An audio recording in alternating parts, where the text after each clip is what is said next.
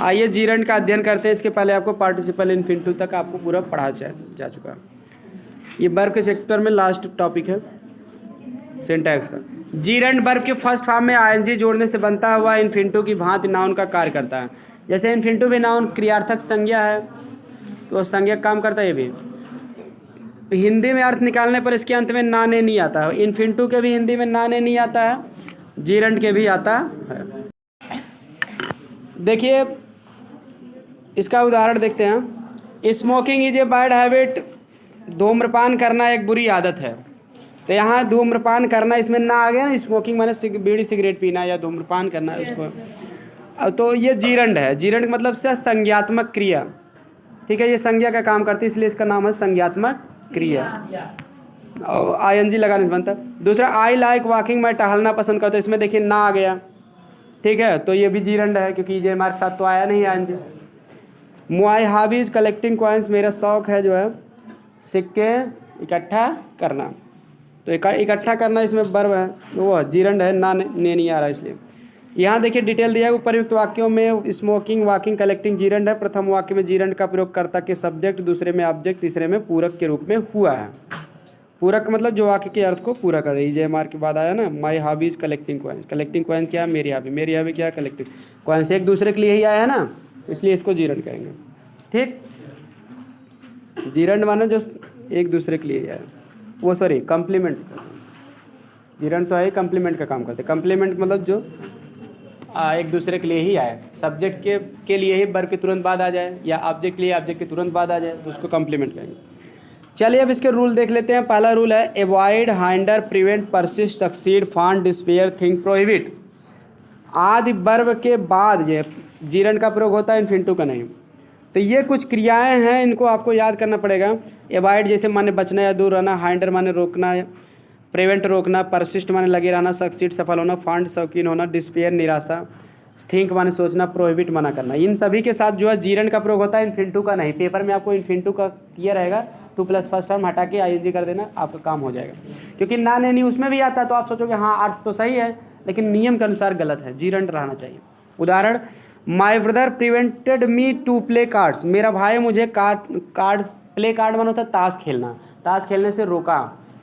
तो इसका जब सही वाक्य बनाओगे, prevented me from playing cards, क्योंकि आपको पता है प्रिवेंट का ही यहाँ देखिए दिया गया है, प्रिवेंट का ही सेकंड फॉर्म है, तो इसके बाद जो है 2 प्लस फर्स्ट फॉर्म नहीं आएगा, आईएनजी आएगा, जीरंड।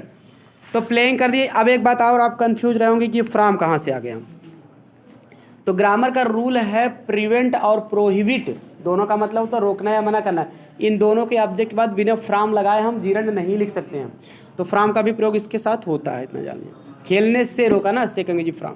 अगला, avoid to drink too much water with meals, भोजन के साथ बहुत ज़्यादा पानी पीने से बचो। अवॉइड मीन्स बचना या दूर रहना। तो अब यहाँ अवॉइड के साथ बता रहे हैं जीरंड आता तो 2 प्लस फर्स्ट फॉर्म लगा दे, उसको हटा के जीरंड कर दिए, वाक्य आपका एकदम करेक्ट हो जाएगा। अवॉइड ड्रिंकिंग माने भी बचना, पीने से बचना, to much water with meals. दूसरा रूल करा, जीरंड के स्थान पर इन्फिनिटिव का प्रयोग नहीं करना चाहिए कभी। मतलब जैसे जहाँ इन्फिनिटिव का प्रयोग, जीरंड का प्रयोग होना चाहिए वहाँ जीरंड करो, इन्फिनिटिव का ना करो। केवल इतना बता दिए ना। उदाहरण, नाउ स्टॉप टू राइट, अब लिखना बंद करो। तो यहाँ इन्फिनिटिव का प्रयोग नहीं हो सकता। क्यों नहीं हो सकता, मैं कन्फर्म बता दे रहा हूँ आपको। ग्रामर के एक रूल है, अगर मना करना, कहीं भी अगर मना करने की बात किया जाएगा तो मना करने के लिए हमेशा जीरंड लगता है, इन्फिनिटिव नहीं लगता, ठीक है। तो इसलिए मतलब यहाँ नहीं लगेगा। नाउ स्टॉप टू राइट ना, स्टॉप राइटिंग, लिखना बंद करो।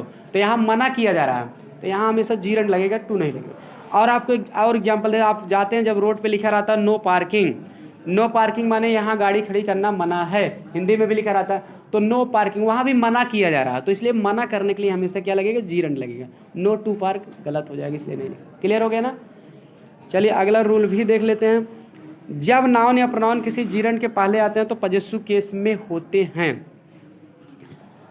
जैसे नाउन या प्रोनाउन अगर कौन भी जीरंड के पहले आ जाएगा, वर्ब के आईएनजी फॉर्म पहले, तो वो हमेशा पजेसिव केस में होते हैं।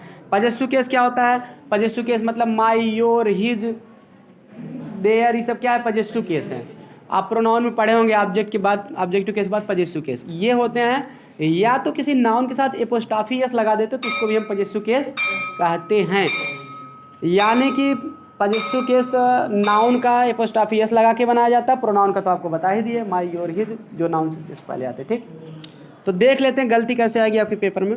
पजेसिव केस नहीं लगा। I do not like my friend talking so much, मैं अपने दोस्त का बहुत अधिक बात करना पसंद नहीं करता हूँ। तब यहाँ टॉकिंग माने बात करना जीरंड है, तो इसके पहले नाउन फ्रेंड जो है उसको पजेसिव केस में आना चाहिए। तो इसके साथ एक पोस्ट ऑफिस लगा दो, पजेसिव केस हो जाएगा काके की अंग्रेजी। क्लियर। दूसरा वाक्य है जो आई it is no use you saying so, आपके ऐसा कहने का कोई फ़ायदा नहीं है। इट इज़ नो यूज माने कोई फ़ायदा नहीं। तो अब यहाँ क्या जीरंड है, सेइंग माने कहना, तो इसके पहले यू नहीं आएगा, यू का योर बनाएंगे हम, पजेसिव केस में उसको ले आएंगे। अगला रूल नंबर 4 करें, preposition of, for, with, before, after के बाद जीरंड का प्रयोग होता है। यानी कि ये भी ग्रामर का रूल है कि प्रीपोजिशन के बाद इन्फिनिटिव का प्रयोग नहीं होता, जीरंड का प्रयोग होता है। क्लियर। तो ऑफ माने का, फॉर माने के लिए, या से भी होता है, विथ माने साथ, बिफोर आफ्टर पहले बाद, इन सभी के साथ जो है जीरंड का प्रयोग होगा, इन्फिनिटिव का नहीं। देखते हैं उदाहरण, he is fond of smoking, व बीड़ी सिगरेट पीने का शौकीन है या इस धूम्रपान करने का शौकीन है। इसमें सी इंसिस्टेड ऑन गोइंग, व जाने के लिए जोर देकर कहती रही। तो यहाँ आन के नाते टू गो नहीं रहेगा, गोइंग होगा, ऑफ के नाते स्मोकिंग होगा। क्लियर हो गया ना।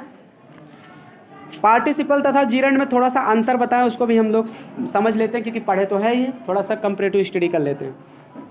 वर्ब के अंत में आईएनजी जोड़कर पार्टिसिपल भी बनता है, जीरंड भी बनता है, बात सही है।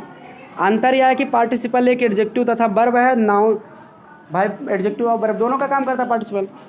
वह किसी नाउन या प्रोनाउन को क्वालिफाई करता है, भाई एडजेक्टिव है तो नाउन प्रोनाउन को क्वालिफाई कर सकता है वो। जबकि जीरंड नाउन तथा वर्ब है, ये विशेषण नहीं है, नाउन तथा वर्ब है, अतः वह किसी सब्जेक्ट या ऑब्जेक्ट, किसी वर्ब का सब्जेक्ट या ऑब्जेक्ट हो सकता है, ना कि विशेषता बतलाएगा। ठीक भाई, जीरंड एक वर्ब है, वर्ब का सब्जेक्ट भी हो सकता है, ऑब्जेक्ट भी हो सकता है, और जीरंड के तुरंत बाद भी नाउन लिखा जा सकता है ऑब्जेक्ट के रूप में, क्योंकि है तो भले संज्ञा का काम कर रहे हैं लेकिन वर्ब की भी हैसियत रखती है ये।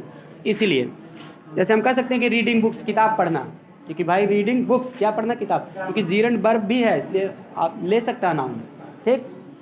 उदाहरण देखते हैं, सीइंग ए लायन माने एक शेर देखकर ही रन हुए, वह भाग गया। तो इसमें पार्टिसिपल आ रहा है, इस क्या है ये पार्टिसिपल, क्योंकि कर आ रहा है ना। दूसरा है I found him crying with pain, मैं उसे दर्द से चिल्लाता हुआ पाया। तो अब यहाँ ता हुआ आ रहा है, ये भी क्या है, पार्टिसिपल है।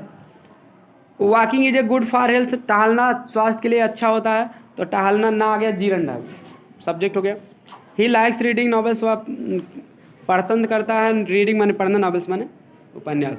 तो यहाँ पढ़ना तो जीरंड है, ठीक है, और रीडिंग के बाद भी नॉवेल्स आ गए क्योंकि वो भाई वर्ब भी है, हैसियत रखती है ऑब्जेक्ट अपने साथ लेने की। क्लियर। तो इस तरह से आई होप समझ में आ गया होगा। अगले अब आप लोग इसका एक्सरसाइज कर लेना, मिलवा दिया जाएगा, फिर बाद में आपको एडवर्ब पढ़ाया जाएगा नेक्स्ट क्लास में। ठीक है, मिलते हैं नेक्स्ट क्लास में।